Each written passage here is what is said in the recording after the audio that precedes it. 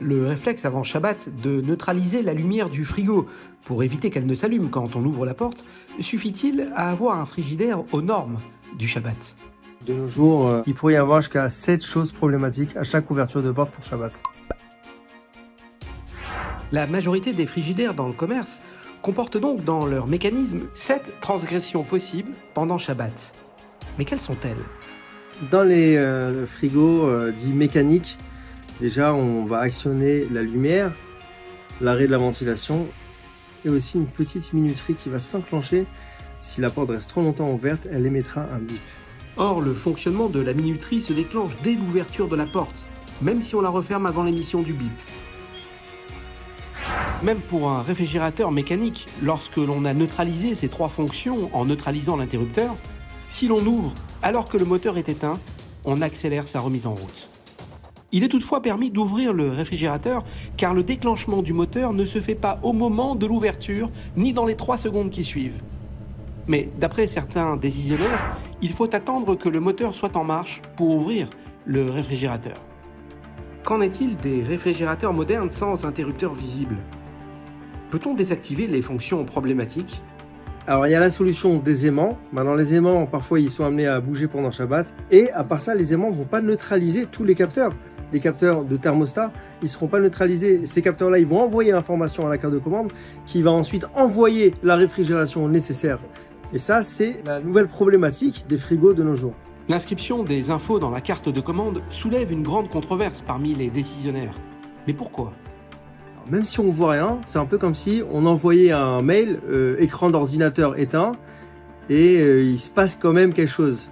À l'ère du digital, si on commence à ce petit jeu-là, on pourra définitivement tout actionner. Ce sera véritablement la fin du Shabbat. Autre problème soulevé, certains réfrigérateurs vont actionner le moteur du damper. C'est un volet qui s'ouvre et qui se ferme. Il va être là pour la circulation du froid du congélateur au réfrigérateur. Il est très présent dans les appareils no-frost. Lorsqu'on ouvre la porte, il se ferme. L'ouverture du réfrigérateur peut déclencher l'allumage des résistances. Les résistances, elles peuvent être amenées à rougir, être assimilées à du feu. Lorsque la résistance chauffe, elle fait cuire l'eau en faisant fondre le givre. Alors, comment reconnaître un réfrigérateur mécanique d'un digital? Il y a tous ceux qui ont un affichage digital. Il y a aussi des petites lumières type LED. Il y a aussi ceux qui sont à base d'aimants. On peut voir au dos de l'appareil ce qui va abriter la carte de commande, tout simplement. Si le frigo acheté n'a aucun de ces 3 signes, peut-on être certain d'éviter tout problème? Ce serait trop simple. S'il y a un des 3 signes, il est forcément digital. S'il n'y a pas un de ces 3 signes, on a le plus de chances qu'il soit mécanique. Si on veut être certain, autant dépêcher un technicien qui fera une vérification approfondie.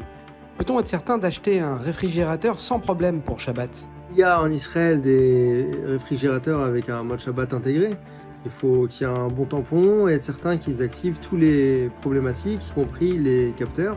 Rav Shlomo Nadel élabore pour la France une liste de frigos mécaniques avec des modes Shabbat similaires.